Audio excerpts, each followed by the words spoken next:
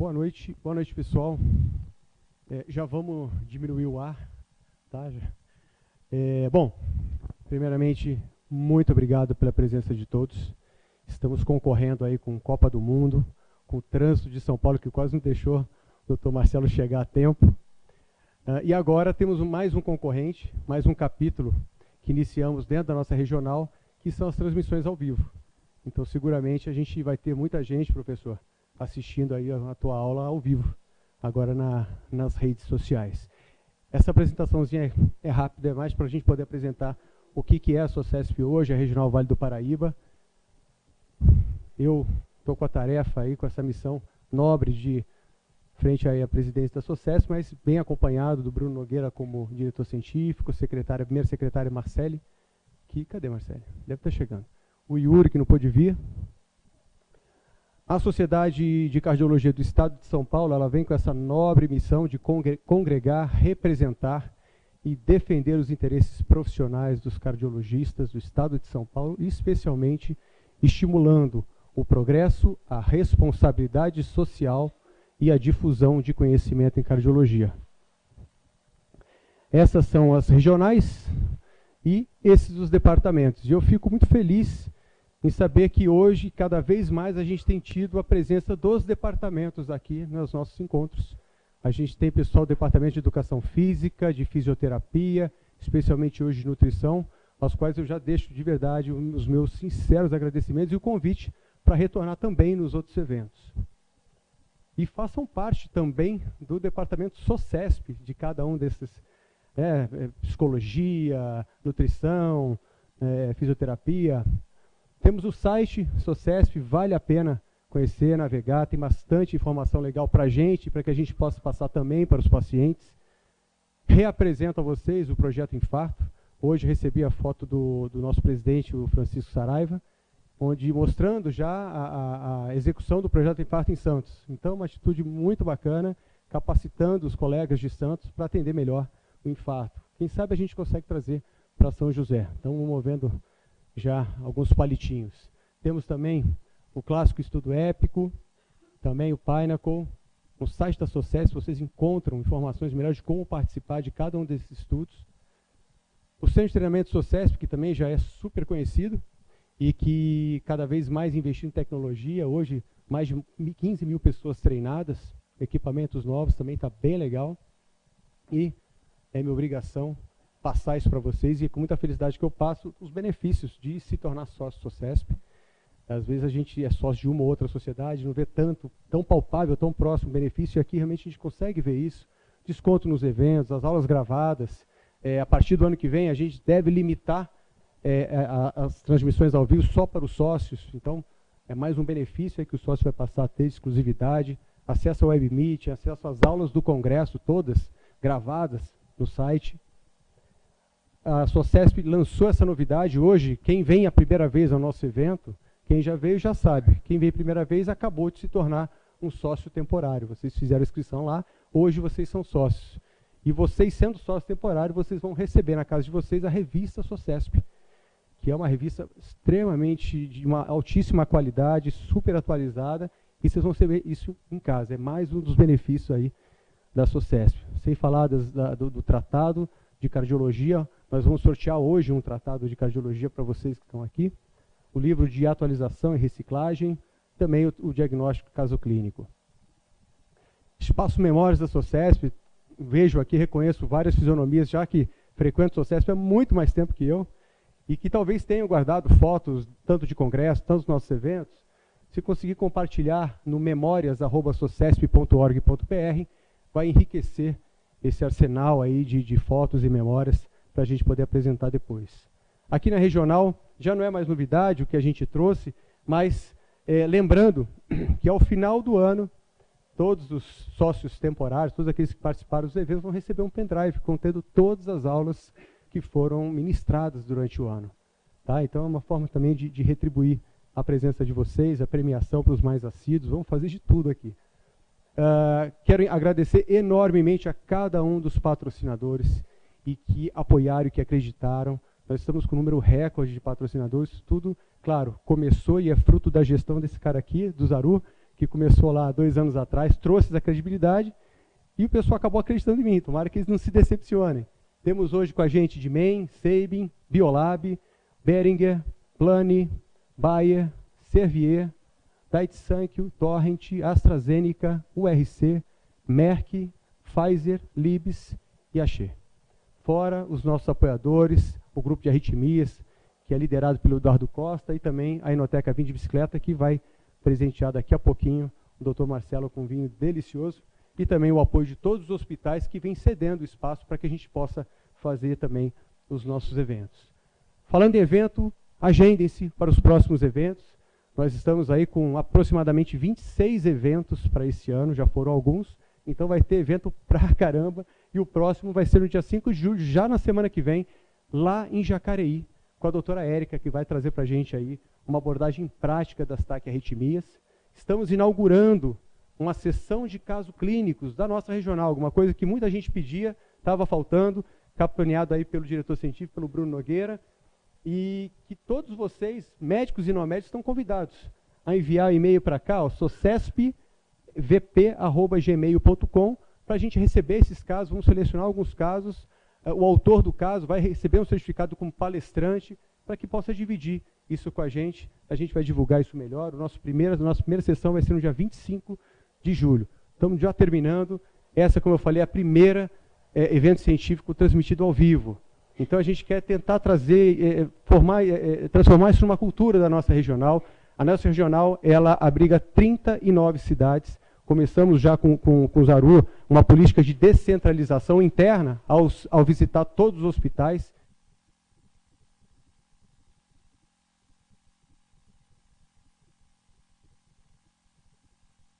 A gente acaba alcançando todo o vale, que sai outras regiões do país. Só para lembrar, ao final da apresentação, fiquem todos, a gente vai sortear um tratado de cardiologia SOCESP, tá? Para quem pôde nos brindar com a sua presença. Os certificados não são mais impressos, então vocês que deixaram o nomezinho lá, vocês vão receber um e-mail com uma pesquisa de satisfação. E a partir daí, respondendo a pesquisa, vocês vão receber o certificado da aula de hoje. Fica aqui também o contato dos departamentos de eventos da SOCESP, tá? Se vocês quiserem depois, podem pegar comigo. Eu queria desejar um excelente evento a todos vocês. E, sem mais enrolações, eu quero apresentar o Dr. Marcelo Bertolami. O Dr. Marcelo talvez não vá se lembrar, mas eu, quando residente lá no Dante, maluco, tive uma ideia meio maluca de escrever um tratado levando o nome do Dante. Pensa um residente com uma ideia maluca. E a primeira pessoa que eu fui procurar na ocasião, o Dr. Marcelo já era o diretor científico do Dante, e ele que me deu todas as coordenadas para que o projeto saísse. Obrigado, de verdade.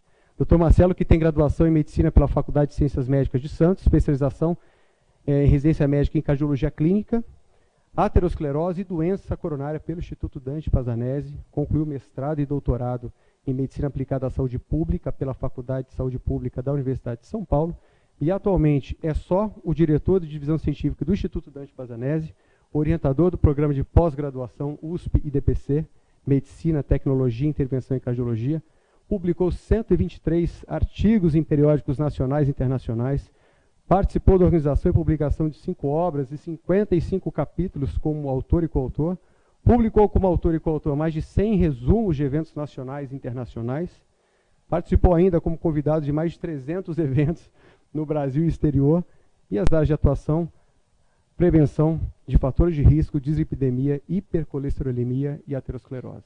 Tenho certeza que não teria ninguém melhor para dar essa aula para a gente. Uma honra poder recebê-lo. Seja bem-vindo, professor.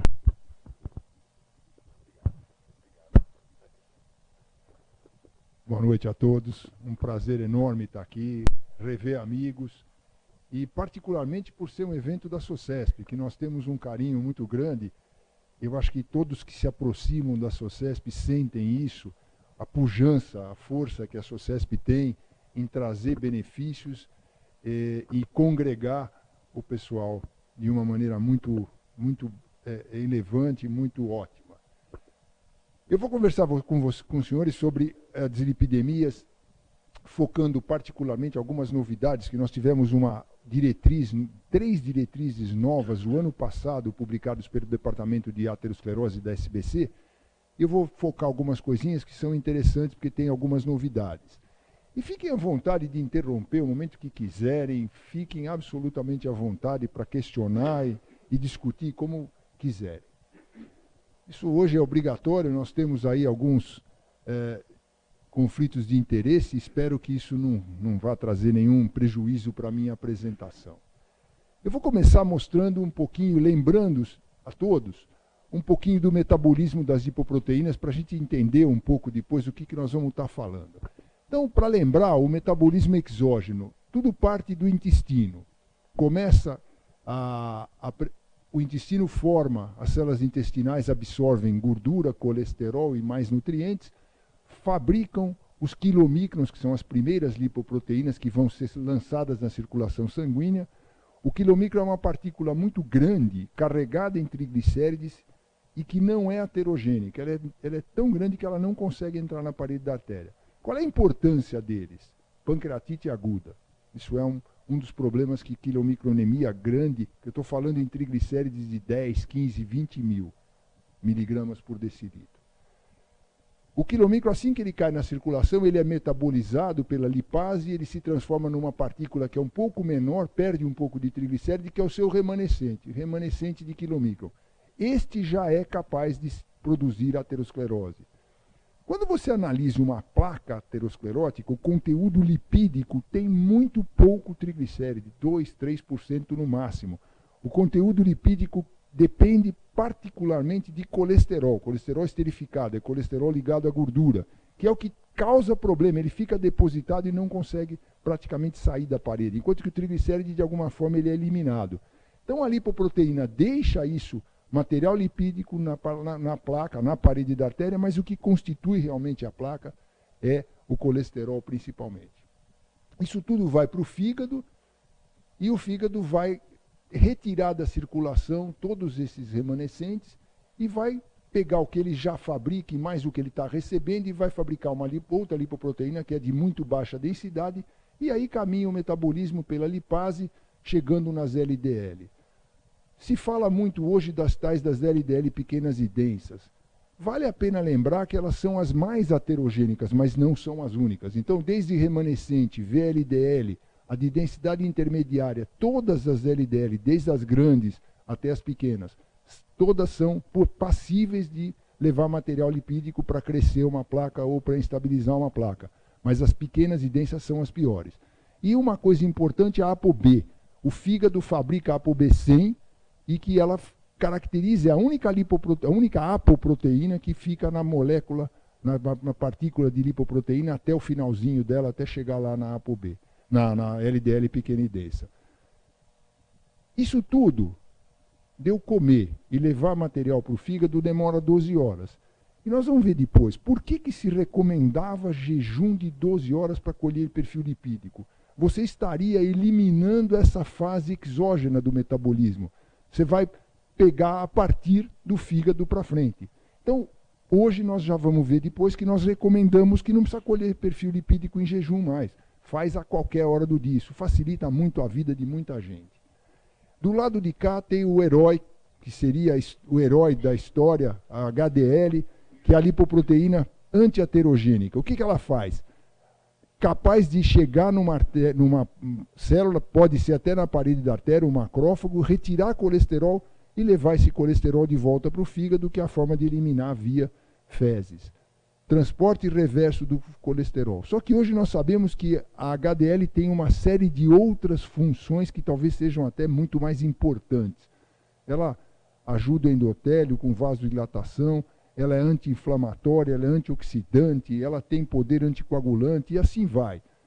O grande problema da HDL é que nós temos uma série de estudos epidemiológicos mostrando que a HDL e colesterol têm um papel antiaterogênico. Quanto mais alto ele é, melhor parece ser. Quanto mais baixo HDL e colesterol, pior. Só que o dado HDL colesterol, ou seja, conteúdo de colesterol da partícula, é uma informação muito pobre. Ela não nos fala nada sobre poder antioxidante, poder anti-inflamatório e assim por diante. Então, Todos os estudos epidemiológicos mostram quanto mais alto, melhor, quanto mais baixo, pior.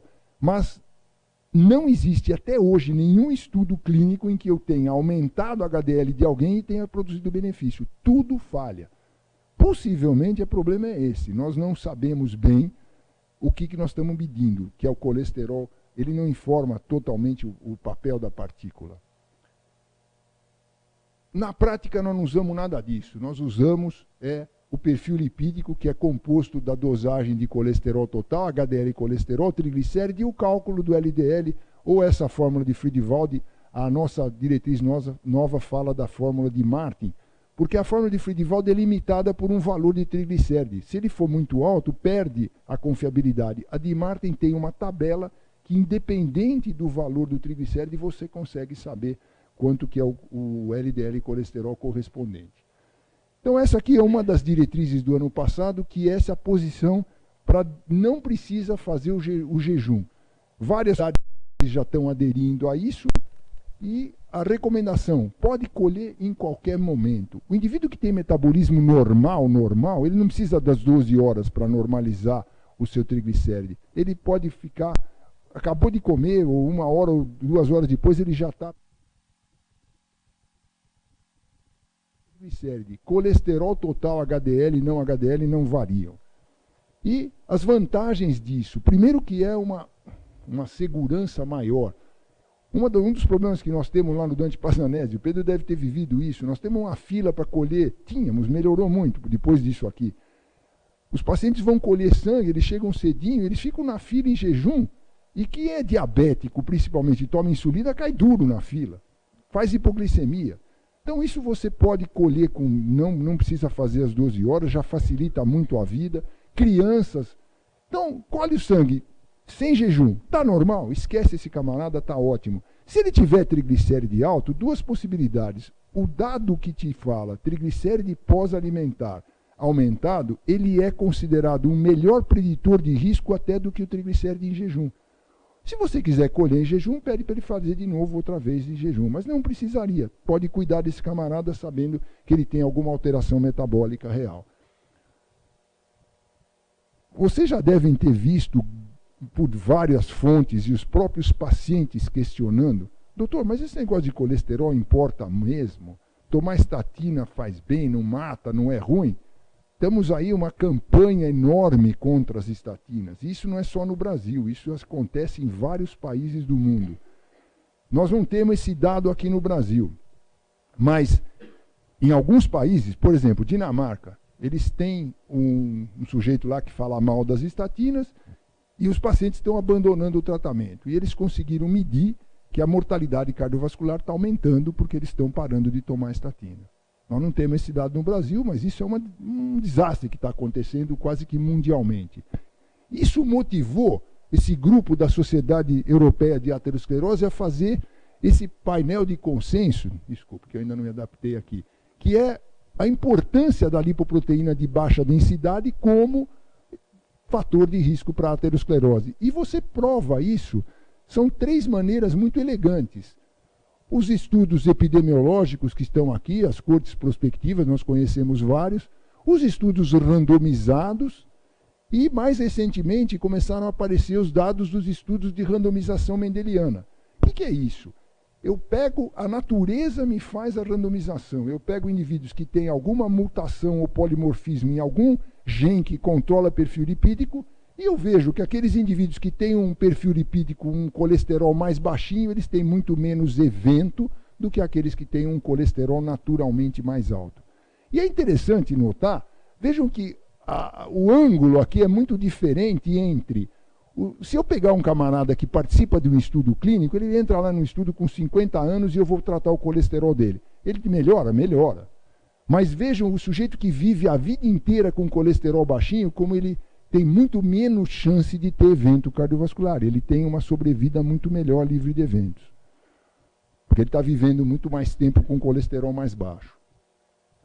Uma outra questão, triglicérides é importante? É. O triglicéride hoje é considerado um fator de risco por vários aspectos, tanto por estudos epidemiológicos, as meta-análises mostram isso. Além disso, as lipoproteínas ricas em triglicérides são capazes de deixar material lipídico na placa, como eu falei. E existe a história do papel indireto.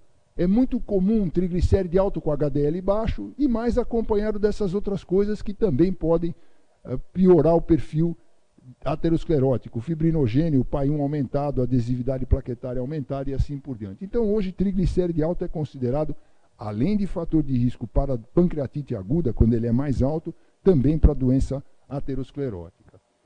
Isso aqui são os valores referenciais que mudaram um pouquinho nesta nossa nova diretriz. Vejam, colesterol total, 190. Ele é uma informação interessante, mas ele não dá a realidade de tudo. O que interessa mesmo é saber como é que é o LDL e como é que é o colesterol HDL. HDL acima de 40 é o desejável. O LDL, uma outra coisa que mudou, foi de acordo com a categoria de risco do indivíduo, você taxa o LDL, digamos, como meta ou ideal. Isso era um problema que nós vivíamos, nós tínhamos valores referenciais e os laboratórios punham lá. Então, o colesterol abaixo de 130 está bom. Só que se o sujeito já tinha sofrido um infarto, 130 para ele era muito. E o que ele pegava? O papel e ele não voltava no médico discutir se aquele valor para ele é adequado. Vejam como mudou isso. Se eu tiver um camarada aqui que já teve um infarto, ele é considerado como de muito alto risco. Qual é o LDL bom para ele? Abaixo de 50 miligramas por decilitro. Isso aqui o Brasil está sendo pioneiro numa coisa que agora está começando a aparecer em outras diretrizes. A diretriz americana de diabetes já fala em 50. Por que isso? Cada vez vai baixando mais, né? Porque os dados de estudos clínicos vão mostrando que quanto mais baixo é, parece ser melhor realmente. Quem que deve fazer o perfil lipídico? O ideal é que todo mundo acima dos 10 anos deveria conhecer o seu perfil lipídico. E, particularmente, crianças e adolescentes, se você tiver a própria criança ou adolescente com doença coronária ou pancreatite aguda, se tiver antecedentes familiares de primeiro grau de doença precoce. Então, doença precoce, os homens da família pai ou irmãos abaixo dos 55, as mulheres abaixo dos 65 anos. Ou é uma dislipidemia grave na família, ou a própria criança tem sinais de dislipidemia ou fatores de risco. Ela é diabética, ela é hipertensa, ela fuma, etc. Como é que se faz diagnóstico de dislipidemia? Geralmente ele é laboratorial, mas nós não podemos esquecer os dados clínicos. O que pode aparecer? O arco córneo, que é esse halo em volta da íris, que é um depósito lipídico. Só que isso aqui vale para jovem, até 50, 55 anos, para mais que isso, ele passa a ser o arco senil. Não é fator, não é indicativo de lípides. É interessante, outro dia eu estava conversando com... Nós temos um oftalmologista que faz fundo de olho dos nossos pacientes lá, diabéticos, no Dante, e ele estava me contando uma coisa extremamente interessante.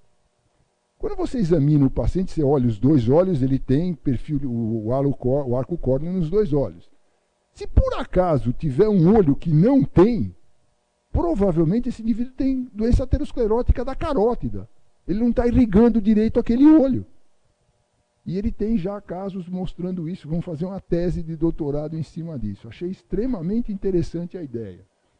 Outra possibilidade, chantelasma, são essas placas amareladas, elas nem sempre são acompanhadas de dislipidemia. Tem gente que tem isso sem lípide aumentado, mas tem risco cardiovascular aumentado. Um negócio meio complicado, mas existe. E os xantomas maiores, são xantoma aquileu, isso aqui dá muitas vezes tendinite e de repetição, vocês veem que fica uma verdadeira tumoração. Isso aqui é um outro tipo de xantoma, que é o plano, que parece o rendilhado da pele, mas ele não faz aquelas tumorações. E a outra categoria de xantoma é o chamado eruptivo. Parece uma catapora. Isso aqui depende de triglicéride alto, não de colesterol. Característica que ele pode aparecer de repente e desaparecer também rapidamente. É muito comum em diabético que descompensa. O diabético aumenta a triglicéride quando ele fica descompensado, você compensa o diabetes e isso aqui desaparece. E aparece em todo o corpo, aqui é antebraço. Uma outra possibilidade é você visualizar soro. O soro normal, ele é lúcido, translúcido. Aqui é um soro que tem triglicérides alto, ele fica esbranquiçado com VLDL. E isso aqui é muito raro de ver, que é esse sobrenadante, é quilomicro aumentado. Só o quilomicron alto é muito difícil de ver, é uma doença mais rara. O que é mais comum é esse tipo aqui. Ele fica branco e ele tem também o sobrenadante. Esse aqui é um tipo mais comum que você vê em diabético descompensado e vê também em alcoolismo. Isso aqui eu trouxe só como curiosidade. Uma das maneiras bonitas de se estudar a lipoproteína hoje é por ressonância magnética. Então vocês têm ideia do que é o tamanho de uma HDL, o que é o tamanho de um quilomicron. Vejam a diferença. Uma LDL está aqui, a HDL é menorzinha. E nós sempre estudamos isso por ultracentrifugação, por causa da propriedade que é a densidade. Quanto mais proteína tem em relação a lípide, mais densa ela é. A HDL é muito rica em proteína e tem menos lípide. O quilomicron tem um montão de lípide e pouca proteína, pouco densa, tanto que ele flutua quando você deixa o tubo em repouso. E é esse grandão aí. Como é que nós classificamos dislipidemias? Isso aqui é uma forma simples. Dislipidemias primárias, ou seja, ou elas têm uma alteração genética, as chamadas monogênicas, é um gene só que tem alteração, ou múltiplas mutações em múltiplos genes, as poligênicas. Provavelmente é coisa que a gente não sabe direito ainda explicar. E uma classificação fenotípica que é extremamente simples, baseada no dado bioquímico. Eu tenho colesterol alto isoladamente, ou eu tenho o triglicéride alto isoladamente, ou os dois altos, a hiperlipidemia mista, ou ainda a possibilidade do HDL baixo isolado ou associado a um aumento de triglicéridos ou de LDL. Então são 4 possibilidades e é muito simples isso, a característica bioquímica que nós fazemos todo dia. Um dado interessante é, nós não usamos, e isso muitas vezes se questiona, aquela história da razão entre colesterol total HDL ou LDL sobre HDL, trazendo uma força para o HDL e colesterol que, na verdade, ele não tem.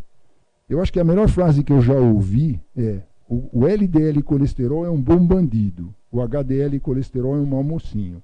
Por que isso? Porque nós temos muito mais evidência de que LDL é ruim do que o HDL é protetor. Então é muito melhor ter LDL baixo do que ter HDL altão. Uma outra possibilidade são as dislipidemias secundárias, aquelas que dependem de alguma coisa. E quando que eu devo suspeitar disso? Sempre você tem que descartar, principalmente em adulto e idoso. Criança é mais difícil ter, mas pode ter dislipidemia dependente de alguma doença. Se você tiver alguma doença ou medicação que se usa. Então, por exemplo, remédio em criança, Roacutan, é isotetrinoína, é um remédio para tratar acne infantil. Dá uma dislipidemia terrível e os dermatologistas hoje sabem disso e fazem controle lipídico. Ou então, já vi muito paciente, por exemplo, com síndrome nefrótica. Ele não tem edema, ele não tem nenhuma manifestação, mas ele sempre teve colesterol normal, de repente o colesterol dá alto. Mudou o perfil lipídico. Vai olhar, tem alguma coisa por trás, hipotireoidismo, tem síndrome nefrótica e assim por diante. Ou então ainda se responder mal ao tratamento. Quais são as possibilidades mais comuns das secundárias? Então aqui estão as mais fáceis de se entender. Alcoolismo, insuficiência renal, o diabetes, infelizmente nós estamos tendo aí uma verdadeira epidemia de obesidade que o diabetes acompanha.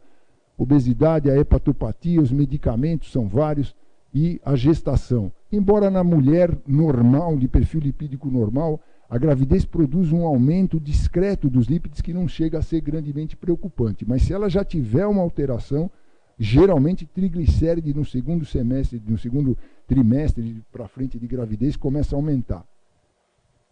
E aqui estão as epidemias primárias.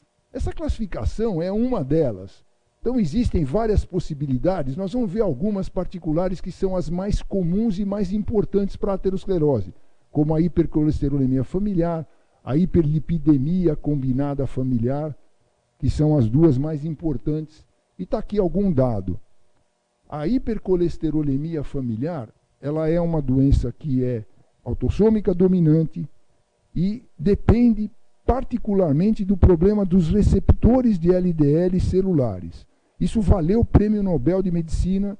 Os autores disso são o Goldstein e o Brown. Eles começaram a pesquisar em 1974 até hoje. São 40 anos ou mais de pesquisa e eles continuam na mesma linha, cada dia pondo um tijolinho a mais no conhecimento. E eles escreveram os receptores de LDL celulares, e a partir daí começaram a aparecer os outros receptores que nós conhecemos. Basicamente, a hipercolesterolemia familiar depende de falta de receptor. Tem doente que não é isso. Em vez de ele ter o problema do receptor, ele tem o problema da apoproteína B deficiente. Então é uma alteração, mais raro. Hoje nós sabemos também que pode ter alteração da PCSK9, que é a enzima que destrói receptores. Mas a maioria deles depende de receptor. E uma outra coisa que se sabe é que quando eles começaram a calcular isso na população, eles imaginavam que a forma heterozigótica, o que é isso? O indivíduo que recebeu do pai ou da mãe, ou seja, um deles passou o gene doente, então ele tem um gene normal e um gene doente. Mais ou menos seria uma pessoa em 500.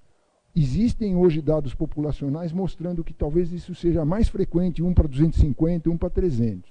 No Brasil nós não fazemos nem ideia, com essa miscigenação enorme que nós temos, nós não sabemos. E a mesma coisa o homozigótico, que seria aquele camarada que recebeu o azar, pai e mãe passaram o gene doente. Ele seria mais ou menos uma pessoa em 1 milhão.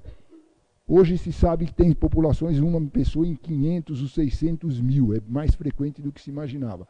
Agora veja o valor de colesterol, chega a 1000 colesterol desses indivíduos. Criança que já nasce com colesterol muito alto e desenvolve xantoma e aterosclerose extremamente precoce. Geralmente os homens morrem com 14, 15 anos de idade. As mulheres vão um pouquinho mais longe pela proteção feminina, proteção hormonal.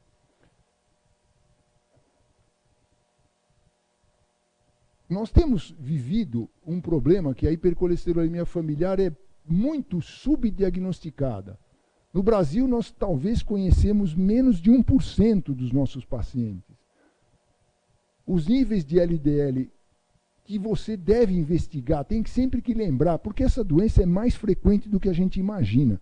Provavelmente, os nossos pacientes com doença coronária, que estão nos nossos consultórios, eles têm uma boa chance de ter esse problema. É uma doença genética das mais comuns que existe. Então, a frequência não é desprezível. A probabilidade de você encontrar 80% de probabilidade de um hipercolesterolemia familiar, se você tiver um indivíduo com mais de 30 anos que tem 250 de LDL ou mais. Se ele tiver entre 20 e 29, pensa acima de 220. E abaixo dos 20 anos, acima de 190. Criança, 160, fica de olho. Qual é a vantagem de você fazer o diagnóstico disso? É você ir a... Desculpa. E isso é tão importante que foi desenvolvida essa calculadora, chama calculadora para diagnóstico da hipercolesterolemia familiar. Isso aqui vocês procurando como a calculadora HF, em qualquer dispositivo, vocês vão colocar isso no celular de vocês, se quiser, e calcular de modo fácil qual é a chance, a probabilidade desse indivíduo ter hipercolesterolemia familiar. Qual é a vantagem de você fazer isso? Você vai rastrear a família dele, fazer prevenção primária. Para nós cardiologistas, você já pega um indivíduo doente, você já está chegando tarde, mas para os familiares dele pode ser muito interessante você fazer isso, rastrear os familiares. Um outro tipo é a hipercolesterolemia poligênica, que depende talvez de ou mais de um gene e talvez de fatores ambientais. Também é uma causa muito comum de aumento de colesterol. A hiperlipidemia combinada familiar, ela é uma doença esquisita, porque o nome fala de combinado, mas o combinado é na família. Então você pode ter um indivíduo da família que tem triglicéride alto. O outro, o irmão, tem colesterol alto. Um outro irmão tem colesterol e triglicéride. Então o combinado é quando você vê a família. Isso é extremamente difícil para você conseguir pegar a família inteira. Mas se você tiver essa chance, você vai ver que indivíduos que têm doença aterosclerótica muito frequentemente têm problema. 20% de pacientes com infarto prematuro têm a possibilidade de ter hiperlipidemia familiar combinada.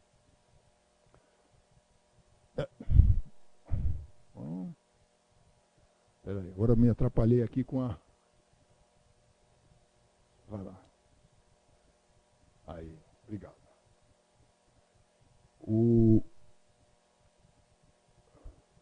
Uma outra coisa que caracteriza isso aqui é que o mesmo indivíduo, às vezes, o perfil lipídico varia ao longo do tempo. Então é extremamente complicado fazer o diagnóstico desse troço, embora seja relativamente frequente uma causa de infarto.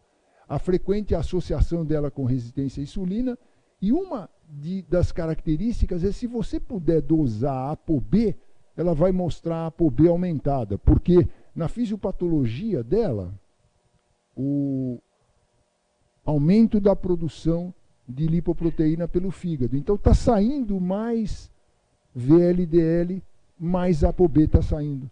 E ela tem as LDL pequenas e densas também. Muito bom. Outra possibilidade familiar, hipertrigliceridemia familiar. Já é não se conhece bem qual é a genética dele, frequente associação com obesidade, com diabetes, com hipertensão e hiperuricemia, e o grande problema, a pancreatite, além do risco de doença coronária. A pancreatite, geralmente, os valores são muito altos, acima de 1000 de triglicérides para fazer isso. HDL baixo é outra possibilidade. Vejam, são várias possibilidades genéticas de ter que não são frequentes. O que é muito mais frequente é isso aqui, as causas secundárias de HDL baixo.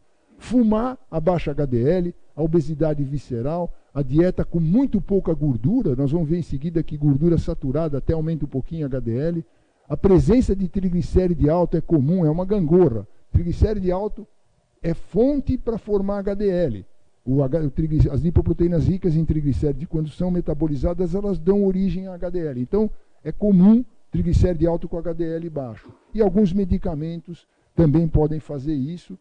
E existe aquela ideia de triglicéride alto com HDL baixo. Tem duas situações que, se você encontra triglicéride alto com HDL também alto, é alcoolismo ou então o uso do estrógeno. Os dois fazem isso. Segunda diretriz é a diretriz que foi uma atualização em 2017 da última diretriz de aterosclerose, que foi a quinta.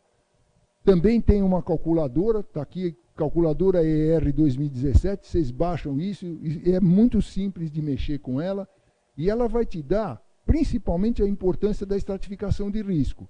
E o que tem de diferente nessa estratificação? A primeira coisa é o indivíduo de muito alto risco. Nós sempre fizemos baixo, intermediário e alto risco. Agora tem o camarada que é de muito alto risco. Esse sujeito, ele tem ou a aterosclerose significativa já evidente, ele já teve infarto, ele tem doença cerebrovascular, ou ele tem doença periférica. Ou ele pode ter obstrução de mais de 50% em qualquer território arterial. Esse indivíduo é considerado de muito alto risco. Depois vem o indivíduo de alto risco. Ou ele tem uma doença subclínica, eu peguei placa na carótida, ou ele tem o tornozelo braquial diminuído, ele tem um score de cálcio acima de 100, ou ele tem um aneurisma de aorta abdominal, é uma possibilidade. Doença renal crônica em fase não dialítica é considerado um equivalente. Ele tem um LDL acima de 190, isso já é alto risco, ou ele é diabético. Diabético com um LDL entre esses dois valores, 70 a 189. Se ele cair de 190, ele já cai aqui. E aí vem essa história aqui, que é o estratificador de risco, que eu já vou mostrar o que é isso. E se eu fizer o cálculo de risco, é o score global de Flanagan, que nós vamos ver, 20% para os homens já é alto risco e mulheres acima de 10%. Isso é outra coisa que mudou. Nós fazíamos para mulher e para homem 20% alto risco. Nós vimos que para a mulher, para chegar em 20%, ela tem que fumar, ser hipertensa, ser muito velha, porque senão ela nunca chega. Então, nós substratificávamos demais as mulheres. Por isso que nós mudamos para essa ideia aqui dos 20. O que funciona no diabetes? A terceira diretriz, ela fala de duas coisas. A presença de doença aterosclerótica subclínica, o score de cálcio acima de 10, a placa na carótida, se você fizer uma angiotomo com placa ou o ITB abaixo de 0,9. E os estratificadores de risco estão aqui. Pela idade, o homem 49 anos, a mulher 56, o diabético há mais de 10 anos, a história familiar de doença prematura, tabagismo, hipertensão, presença da síndrome metabólica, um comprometimento renal com albuminúria ou taxa de filtração mais baixa ou um LDL muito alto. O que interessa isso aqui? Lembrem que esse camarada aqui tem um estratificador de risco ou tem a doença subclínica, ele entra como alto risco. O risco intermediário é aquele que tem o homem entre 5% e 20%, calculado pelo score, mulher entre 5% e 10%, o diabético sem estratificador de risco ou doença subclínica, ele fica como risco intermediário.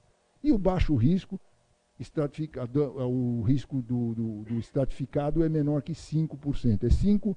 5% é a chance em 10 anos desse indivíduo vir a ter um evento cardiovascular. E aí, o que muda também? As nossas metas. Então, de acordo com o grau do risco, eu tenho as metas. O que nós mudamos também? Sempre foi uma discussão enorme. O que nós devemos usar? A redução absoluta do colesterol ou uma redução percentual? Há alguns trabalhos que defendem a ideia do percentual, outros do absoluto. Os americanos, a última diretriz deles de 2013, eles abandonaram as metas. Agora, provavelmente, eles vão ver que eles vão voltar para isso. Como é que funciona a coisa, então? Se eu pegar um indivíduo virgem de estatina, estratifiquei o risco dele, ele não está tomando remédio, qual é a meta que eu quero para esse indivíduo? Acima de 50% de redução do LDL. Quando ele volta, se ele não tiver com menos de 50 miligramas por decilitro, que é a meta absoluta, eu vou mexer em alguma coisa, aumentar remédio, associar, fazer qualquer coisa. Então, a primeira ideia, sem estatina, está aqui, acima de 50% de redução, no muito alto ou no alto risco, no risco intermediário 30% a 50% e no baixo risco acima de 30%. E se ele já estiver tomando remédio, 50 miligramas por decilitro, 70 no alto risco, 100 no intermediário e 130 no baixo risco. Por isso que nós mudamos aquele resultado laboratorial. Vocês vão ver, os laboratórios já estão começando a fazer isso. Você recebe o resultado do paciente não mais como valores desejáveis ou coisa assim. É tudo de acordo com a meta de risco dele. Uma outra coisa que nós tínhamos em diretrizes anteriores, triglicéride como meta, HDL como meta. Não tem mais. Se fala no colesterol não HDL. O que é isso? É só subtrair do colesterol total o colesterol HDL, você está subtraindo teoricamente o bom do total, você obtém um colesterol que muitos defendem a ideia até de que seria o melhor estratificador de risco do que o próprio LDL. Nós não fizemos isso, como nenhuma diretriz fez, de deixar só o não HDL, porque os dados do LDL são muito robustos. Muito bom. Chegando no tratamento. O que eu vou considerar para tratar? Modificações de estilo de vida. Então, isso aqui é extremamente importante para todo mundo, embora médico não é bom para fazer isso. Recomendar alimentação adequada, atividade física, perda de peso, abandonar tabagismo. Se possível, a importância da equipe multidisciplinar. Nós temos contado lá no Dante com os nutricionistas, educadores físicos, psicólogos, enfermagem. Todo mundo ajuda nisso e funciona muito bem quando se trabalha em conjunto. Nós temos a possibilidade do tratamento farmacológico e as medidas de exceção, que são realmente exceção. Fazer transplante hepático, fazer derivação ileal parcial, LDL aferese e assim por diante. Nós não temos experiência com isso. Só uma breve lembrança de alimentação. Nós temos as chamadas gorduras boas, as chamadas gorduras ruins. Por quê? Aquelas ruins são as que aumentam LDL e colesterol. As piores de todas estão aqui, as gorduras trans, tantas que elas devem ser praticamente banidas da nossa alimentação. Porque além delas aumentarem LDL, elas abaixam o HDL e aumentam a triglicéride. As saturadas, um pouquinho diferente. Elas aumentam o LDL, mas elas podem aumentar um pouco o HDL e colesterol. Só que o poder maléfico sobre o LDL é muito maior. E aí são as carnes, os laticínios e o óleo de palma, óleo de dendê, que é o nosso... que é o equivalente ao óleo de palma. E do lado de cá, as gorduras que são mais saudáveis, aquelas que podem diminuir até o LDL e colesterol e ajudar um pouco também no HDL.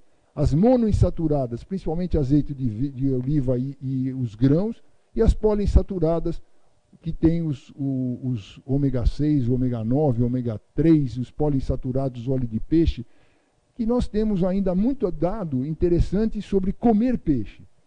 Existem populações que vivem com alimentação frequente de peixe, eles morrem menos. Por que morre menos? Parece que é por morte súbita, é efeito antiarrítmico, não é por mexer no colesterol.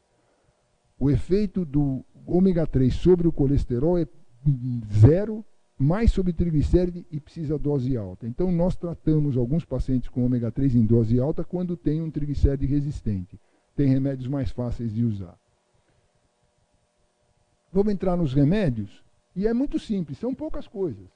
E sempre se divide aqueles que têm ação principal sobre o colesterol, aqueles que têm ação principal sobre triglicérides. Por que isso? Porque esses aqui podem baixar um pouco o triglicéride, enquanto que esses aqui podem baixar o colesterol também.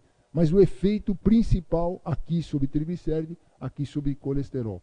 Campeão de audiência, não tem dúvida nenhuma que estatinas são os maiores defensores, os melhores para prevenir evento cardiovascular.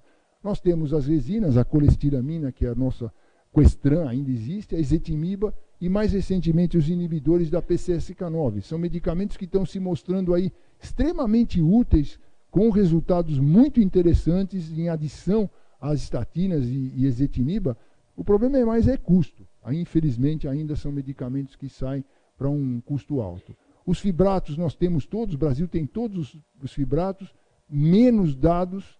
O ácido nicotínico praticamente foi abandonado, o Brasil ainda tem, os Estados Unidos têm, os europeus abandonaram depois dos últimos estudos, e os ômegas 3, como eu comentei, mais para tratar a hipertrigliceridemia.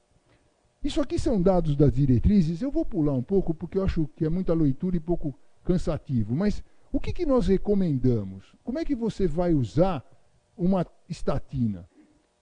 Mais ou menos, nós imaginamos, isso aqui é uma coisa média.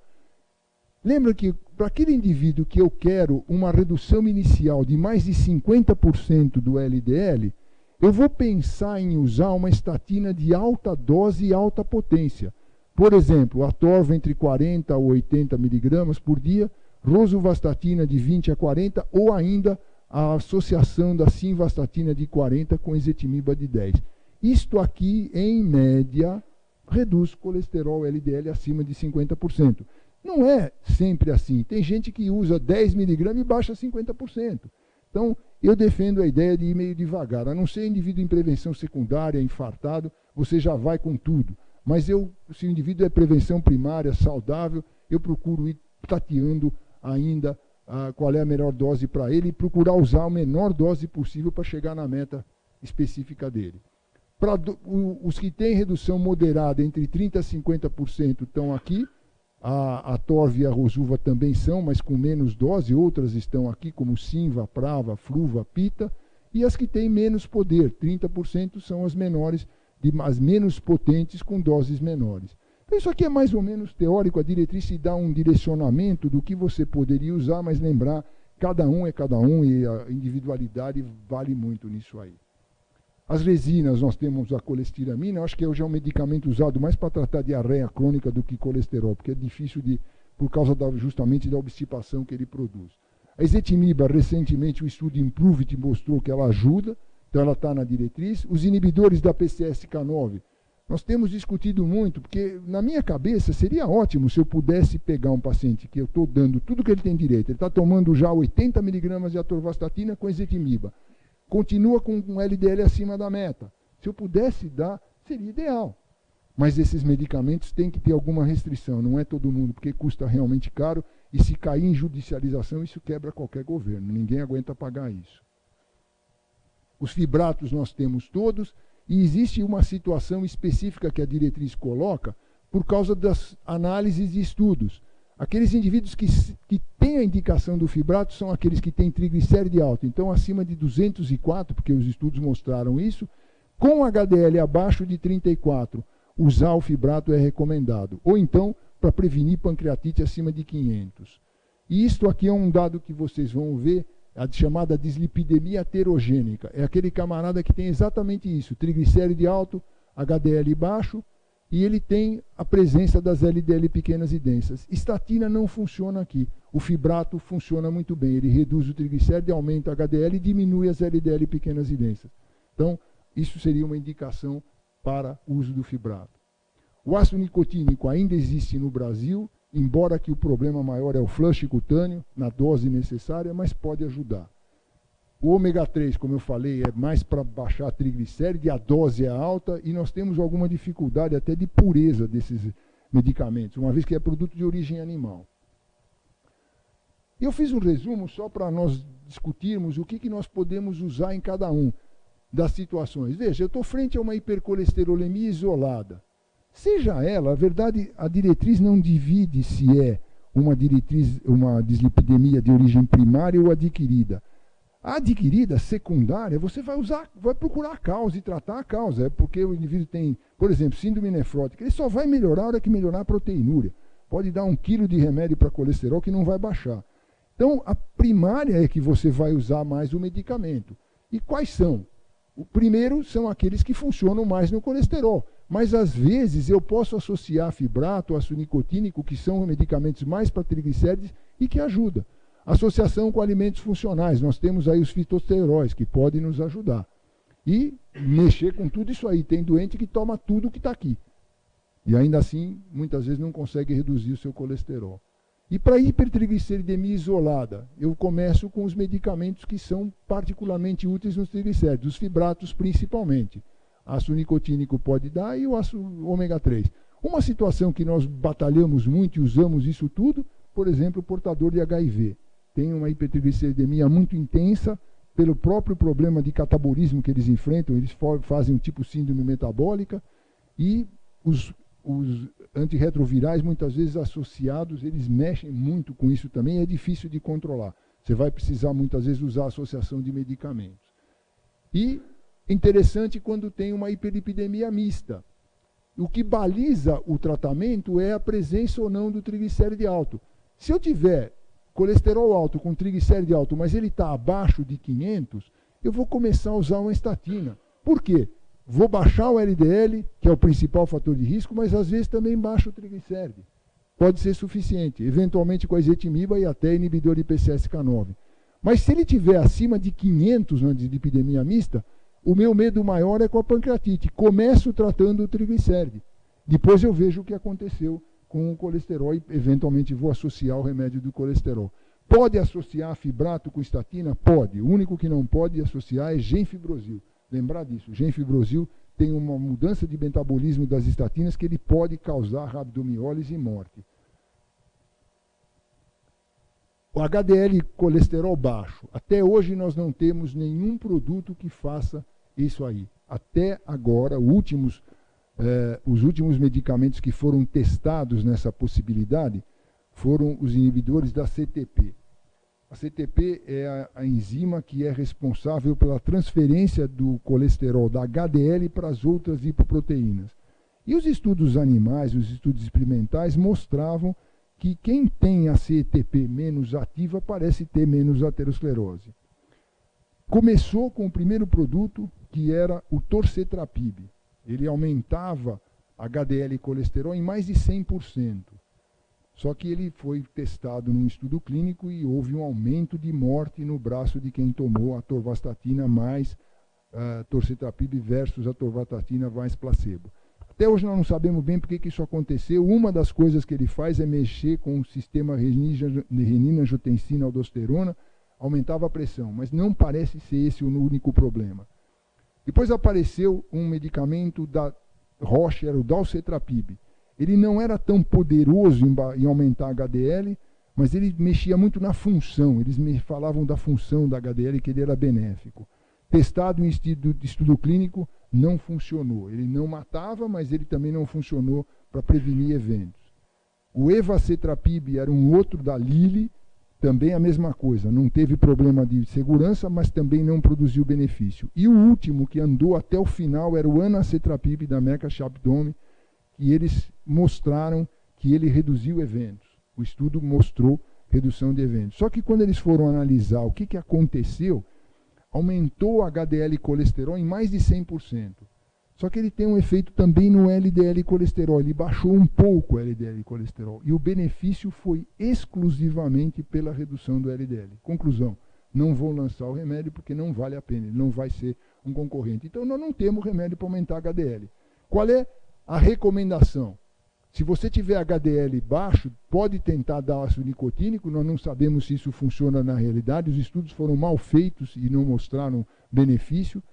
O fibrato funciona quando o triglicéride é aumentado, e a recomendação é o seguinte: vamos baixar ao máximo o LDL, vamos baixar o colesterol não HDL. Não dá para aumentar o bom, abaixa o mais que você puder o ruim. A ideia é essa. E nós estamos esperando aí a possibilidade de novos medicamentos. Existe um estudo extremamente interessante com uma apoproteína, chama apoproteína Milão. Eles encontraram uma cidadezinha perto de Milão, chama Limone sul Garda, no Lago de Garda. É uma população minúscula, pequena, que os camaradas vivem longevos e eles têm uma HDL colesterol baixo, em torno de 20.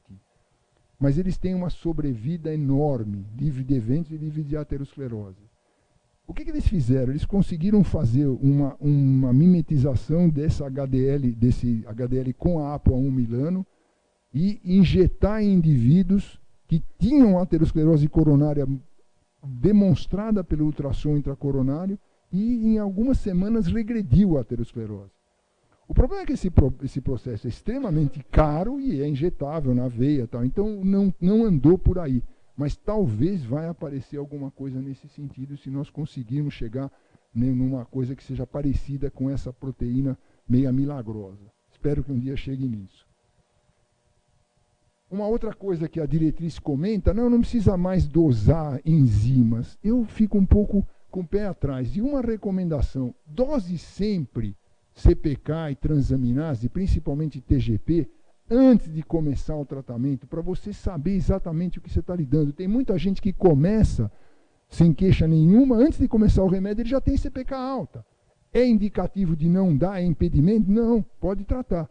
Só que acompanha e vê se você pode não estar atribuindo ao remédio uma coisa que não é dele, ele já tinha alto. Eu ainda faço a monitorização disso, embora a diretriz fale que não precisa monitorar só se tiver dor muscular. Eu já vi muito doente com CPK aumentada, que eu faço suspender o remédio porque chega a um valor crítico e que não sente dor nenhuma. Então eu sou um pouco mais crítico quanto a isso e costumo fazer a dosagem. E a transaminase, a história de que a estatina pode produzir hepatite é quase que anedótica, é realmente discutível. Um outro caso que se parece ser, mas é muito difícil afastar as outras causas. E hoje a diretriz fala, você só vai suspender, não dosando enzima hepática, mas só pela bilirrubina. Quer dizer, o indivíduo teria que estar ictérico e com bilirrubina alta. Eu também acho exagerado demais. E as recomendações sempre foram essas. Se tiver uma CPK sem causa acima de 10 vezes limite superior da normalidade, você vai pensar, não, para de tomar o remédio, que isso aqui pode ser problema. Principalmente se ele tiver dor. E uma coisa é valorizar demais a dor. Tem estudo mostrando que o indivíduo tem dor, e CPK absolutamente normal, faz a biópsia muscular e o músculo está arrebentado. Então tem que valorizar a queixa de dor. Só que hoje os pacientes leem a bula ou ouvem na mídia e começam a ter dor, mesmo antes de tomar o remédio. Se você der placebo, ele tem dor também. Então é um problema. Tem que alertar bem essa história. E a transaminase 3 vezes seria o limite superior da normalidade. Hoje, você fala, puxa, se eu tiver já isso, eu já parto com uma hepatopatia, que ele já tem uma TGP ou TGO aumentada, pode dar o remédio, só vigia, não é contraindicação. A única contraindicação ainda é a hepatopatia aguda, o indivíduo está com atividade aguda, tome cuidado. E eu vou terminar mostrando o benefício disso. O que eu obtenho de baixar, somente LDL e colesterol?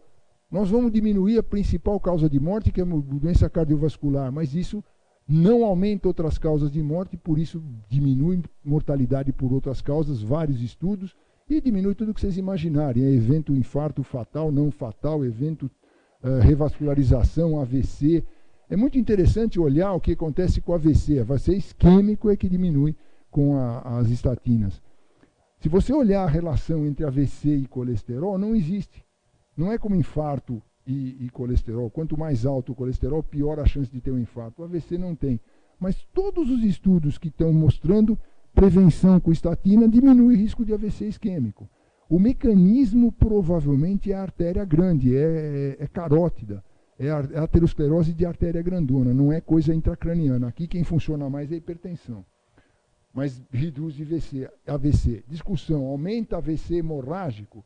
Tem trabalho que mostrou que talvez, mas parece que isso não é verdade, você não precisa ter medo. E hoje nós estamos discutindo muito mais qual é o valor de LDL que nós vamos considerar saudável, adequado, até onde nós podemos ir, do que discutir se baixar colesterol é importante. Vocês estão vendo aí trabalhos que tem camarada que fica com LDL abaixo de 10. Eu não sei dizer se isso é seguro em longo prazo, mas pelo menos os estudos que duram aí 2 anos, nenhum deles mostrou qualquer tipo de problema. Ao contrário, quanto mais baixo fica o LDL, melhor é em termos de risco cardiovascular. Obrigado pela atenção e eu estou às ordens.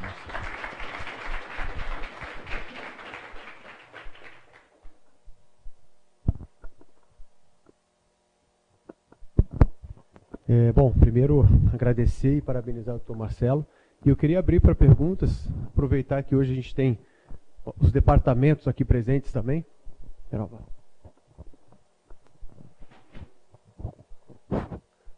Primeiro, parabéns pela palestra. Eu queria perguntar sobre esteatose hepática, que o indivíduo tem dislipidemia e já está com enzimas alteradas. Na minha experiência, eu tenho medicado e tenho melhorado até as enzimas. É normal isso? Veja, é uma das coisas que você vê no consultório. O sujeito faz um ultrassom abdominal por qualquer motivo e ele vem lá com o fígado gorduroso. Dislipêmico, geralmente é triglicéride alto, às vezes é colesterol, ou as duas coisas, e geralmente é gordinho. Ele tem síndrome metabólica, provavelmente, sem ou com diabetes. A tua experiência é o que você encontra. Normalmente, o que pode dar alterado nesse indivíduo, mais gama-GT do que transaminase. Te impede de dar o remédio? De jeito nenhum, trate. Não existe, até onde eu sei, o estudo, mas na prática a gente vê isso. Melhora a dislipidemia, melhora o fígado, ou pelo menos ele não continua evoluindo. Existe trabalho com ezetimiba, que você diminui a esteatose. Eu não vejo isso que seja muito diferente do que você encontra com a estatina. Mas em termos de trabalho, até onde eu sei, existe com a ezetimiba, não existe com a estatina. Não acho que seja diferente. É tratar a dislipidemia no meu modo de ver. Tá? E não haveria... O grande problema, até agora, já está aparecendo o trabalho que eles estão usando estatina em doença hepática aguda. Sempre a contraindicação foi essa. Afaste alguma atividade muito aguda do fígado, alguma coisa recente, a transaminase está aumentando e tal. Tome um pouco de cuidado, eu ainda fico com o pé para trás com essa história. Mas hoje já tem aparecido trabalho até que nem essa recomendação, não existe mais essa contraindicação, daria para usar, sem limite de transaminase. Muito obrigado.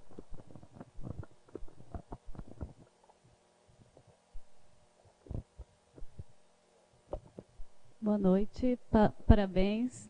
Eu sou nutricionista e eu tenho uma dúvida. Um paciente com HDL entre 80 e 90 e as outras todas normais, o que poderia ser? Uma causa genética ou qual seria a causa?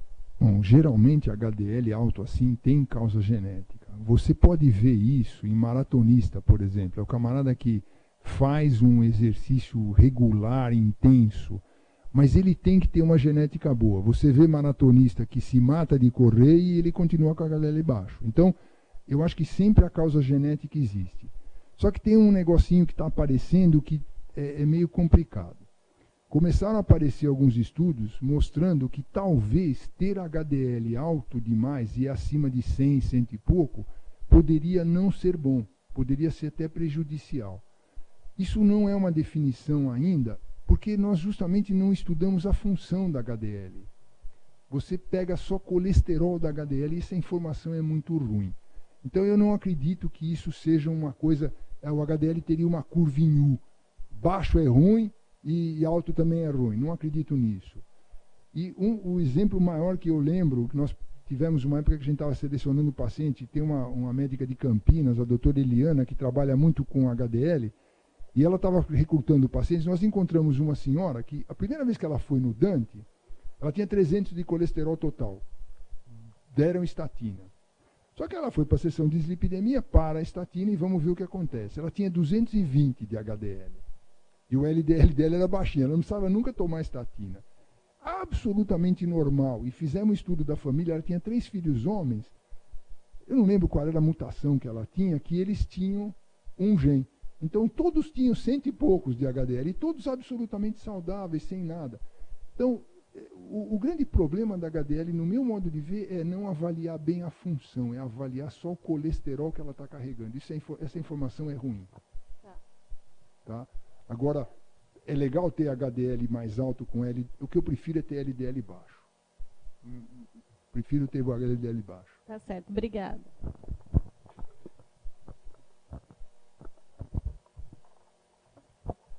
Doutor Marcelo, naquele paciente que tem intolerância à estatina, mesmo a gente fazendo todas aquelas manobras, troca estatina, muda a dose, a opção, tenta, insistiu, não tolerou.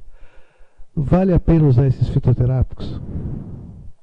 O problema é que o fitoterápico depende muito dele ser muito absorvedor ou não. A média é 10% de redução. Não é comparável a uma estatina. Mas eu acho válido usar tudo que você tem direito. Você pode associar o fitoterápico com o ezetimiba, até com colestiramina, se ele tolerar. E uma das coisas que não existe estudo, mas dá um tiquinho de estatina. Tem gente que tolera uma por dia, 1 por semana, 2 por semana. É melhor tomar um pouquinho do que não tomar nada. Você me pergunta, tem estudo? Não tem. Até existe estudo de dar estatina dia sim, dia não, em termos de LDL. Parece que não muda muito você dar a dose todo dia e dar uma dose de dia sim, dia não. Para o LDL não mudaria muito. Falar estatina mais de ação prolongada, tudo bem. Mas em termos de prevenção cardiovascular, eu não sei, mas eu prefiro ficar com o colesterol mais baixo. E é muito comum você ver isso entre colegas, da simvastatina, que é das piores para dar dor muscular. Deu simvastatina, teve dor, não dá mais nenhuma. Não, vai atrás, tenta outra, diminui, começa com 1 por semana, vai testando, vale a pena. Inibidor de PCSK9, se baixar preço, vai ser uma beleza. Nós temos já os 2 aí, mas é complicado o custo disso ainda, né?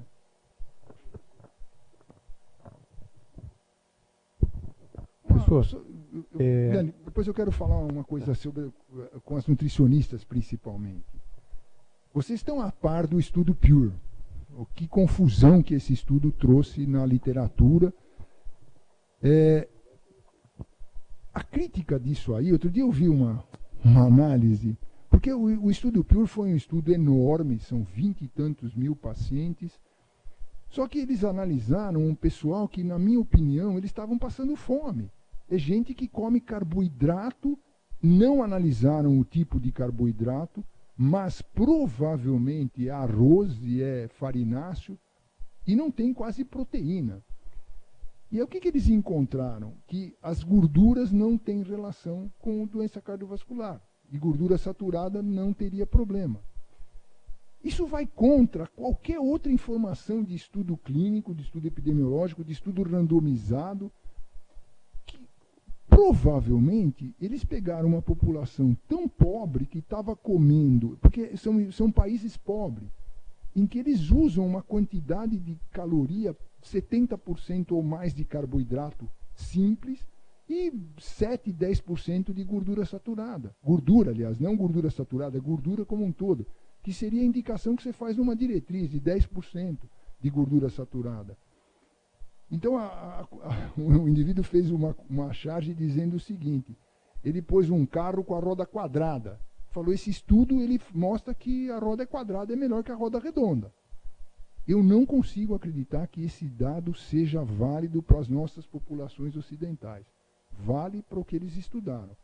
Eles fizeram um estudo cheio de problemas e o duro é que eles terminam assim: as diretrizes devem ser revistas quanto às recomendações alimentares. Primeiro, que estudo epidemiológico não tem poder de mudar a diretriz. Segundo, que esse estudo, menos ainda. Então, eu não sei a opinião de vocês, se vocês quiserem se defender, mas eu realmente tenho críticas terríveis com esse estudo. Para mim, não muda nada. Gordura saturada continua sendo um problema. Infelizmente, porque é gostoso. Isso é que é duro, né? A pergunta, na realidade, eram 2 perguntas, uma era exatamente isso, era para fazer algum comentário sobre o estudo.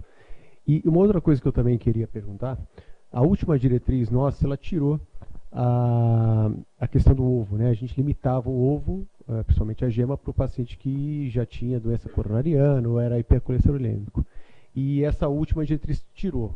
Fala um pouquinho sobre a questão do ovo. Porque hoje a gente recebe com alguma frequência, principalmente quem faz academia, tudo chega comendo 20 ovos por dia. E, puta, tá legal. Será que é isso?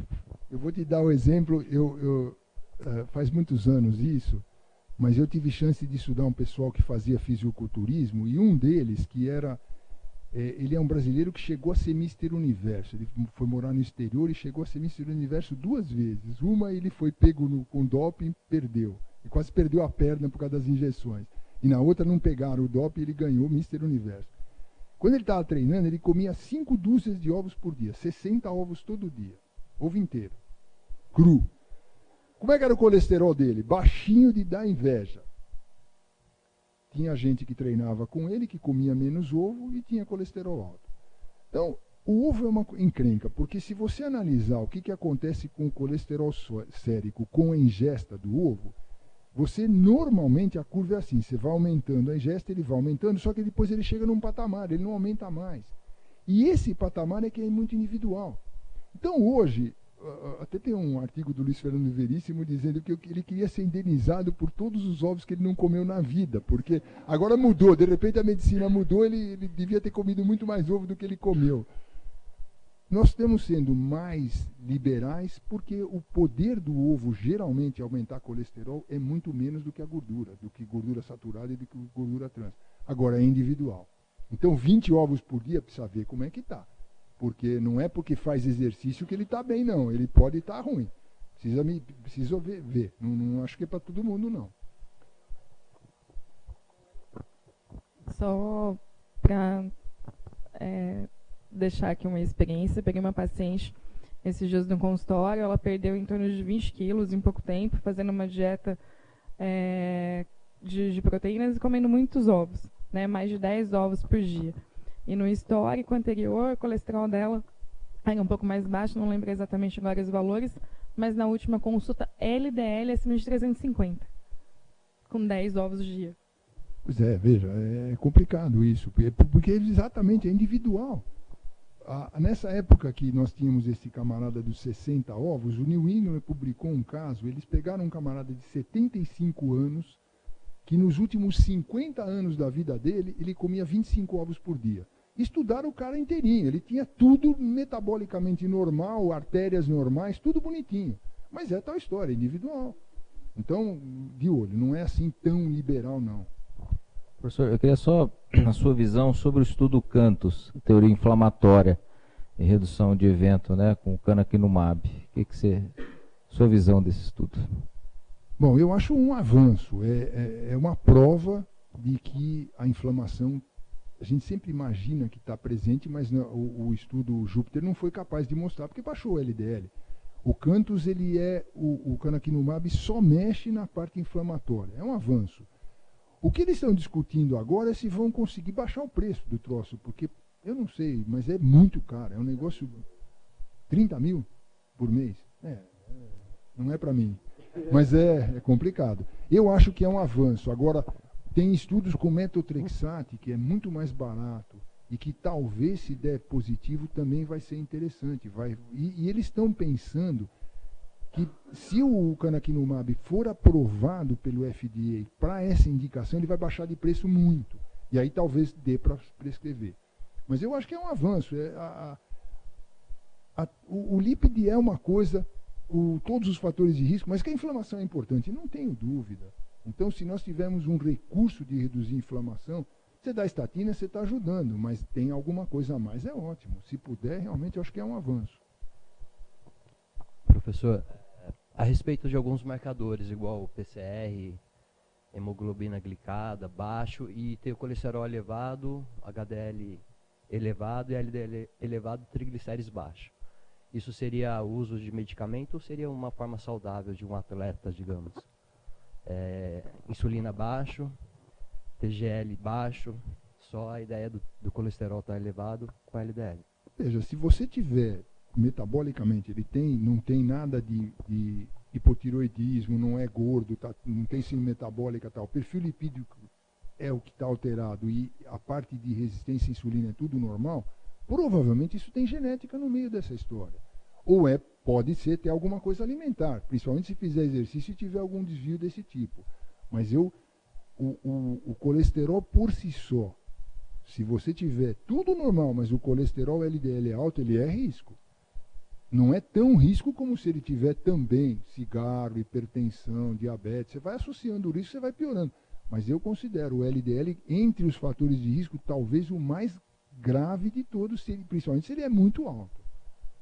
Tá? O colesterol... E aí vem a parte genética, que é realmente complicado, né? Felizmente, a maioria dos casos de hipercolesterolemia familiar depende de receptor. E são heterozigóticos. Se você usa estatina, você abaixa.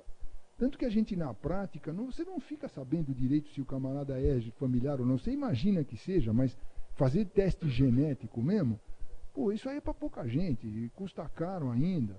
O pessoal lá do INCOR, o Raul está fazendo com o grupo dele, é um estudo maravilhoso. A Espanha tem quase que um mapeamento populacional enorme, a Holanda já conhece quase que 11 milhões de pessoas, ele já tem um mapeamento. É muito legal. Mas no Brasil nós não conhecemos nem 1% dos nossos, então tem que tratar o pessoal, não é ficar fazendo estudo genético. Eu acho que isso aí é para pesquisa mesmo. Trata. Acho que não tem mais nenhuma pergunta. Vamos finalizar então. Queria mais uma vez agradecer a presença de todos vocês, em especial o pessoal dos departamentos. Mais uma vez, faço o convite para que venham nos nossos eventos, venham mais vezes. Certamente que essa discussão enriquece cada vez mais os eventos. Queria agradecer ao professor Marcelo pela brilhante presença, palestra, presentear com o vinho do nosso apoiador Vinho de Bicicleta, convidá-los também para o jantar que segue, e o certificado que está aqui embaixo. Eu vou separar para o senhor uma salva de palmas, doutor Marcelo. Obrigado, doutor. Obrigado.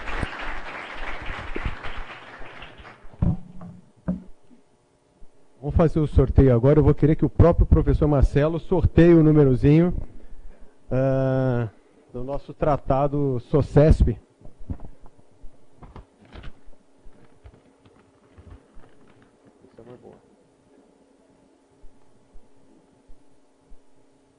Agora a gente confere quem que é o número 5. Quem chegou mais cedo se deu bem. Ó. Deixa eu ver aqui. Número 5 não é o Henrique. Número 5. Eita. Paulo Eduardo Gaia. Paulo Eduardo Gaia, que não está aqui, mas esse livro vai para ele. Realmente ele merece. Ele chegou cedinho aqui, está em todos os nossos eventos. Vamos entregar para ele depois esse livro. Uma salva de palmas para o Eduardo, pena que o Paulo não está aqui para tirar foto. Obrigado mais uma vez.